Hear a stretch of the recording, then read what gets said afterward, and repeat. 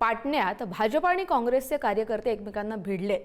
पाटण्यात आंदोलनादरम्यान दगडफेक झाल्याचंही कळतंय। सध्या नीटवरून जो गदारोळ माजलाय आणि त्यात भाजप आणि काँग्रेसचे कार्यकर्ते अनेक ठिकाणी आमने-सामने आल्याचं दिसतंय। पाटण्यामध्येही तीच घटना आहे। पाटण्यात काँग्रेस मुख्यालयाबाहेर भाजप आणि काँग्रेस कार्यकर्त्यांमध्ये तुफान राडा झाला आणि दगडफेक झाल्याची घटना घडली आहे।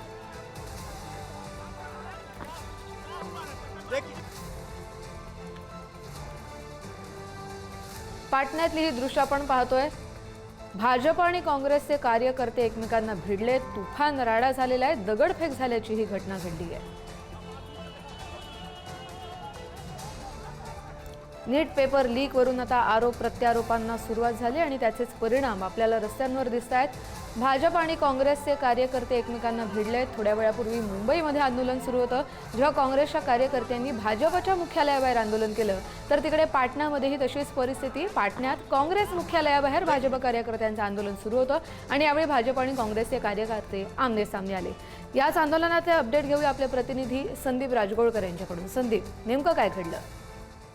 नाही, प्रामुख्यानं हे पक्षीय आंदोलन म्हणावं लागेल आणि काल आपल्याला माहिती की राजधानी दिल्लीमध्ये विरोधी पक्षनेते राहुल गांधी यांनी थेट पंतप्रधान नरेंद्र मोदी यांच्या घराजवळ जाऊन आंदोलन केलं होतं। 3 ते 3.5 तासाचं ते ठिय्या आंदोलन होतं आणि त्यानंतर आता आपण पाहतोय की बऱ्याच ठिकाणी महाराष्ट्रासह अनेक राज्यांमध्ये काँग्रेसनं आंदोलन करण्याचा निर्णय घेतलेला होता। मात्र त्याला प्रत्युत्तर म्हणून भाजप कार्यकर्त्यांनी काँग्रेसच्या कार्यालयासमोर आंदोलन करण्याचा निर्णय घेतला आणि बिहारची राजधानी पाटण्यामध्ये काँग्रेसच्या मुख्यालयाबाहेर भाजपचे कार्यकर्ते जमलेले होते। त्यांच्या वतीनं घोषणाबाजी त्या ठिकाणी सुरू होती। त्याचबरोबर आंदोलनाचं जे स्वरूप होतं ते देखील त्यांचं पहिल्यांदा त्यांनी सांगितलं नव्हतं। मात्र त्याच वेळेला काँग्रेसचे देखील कार्यकर्ते त्या ठिकाणी दाखल झाले आणि भाजप आणि काँग्रेस या दोन्ही पक्षांचे कार्यकर्ते जे आहेत ते आमने सामने आले आणि कार्यकर्त्यांमध्ये तुफान राडा झालेला आहे।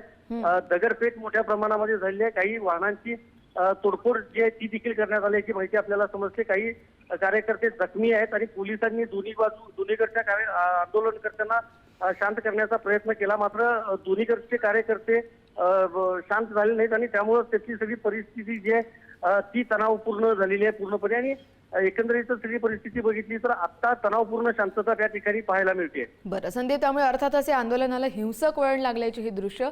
धन्यवाद संदीप दिलेल्या माहितीसाठी।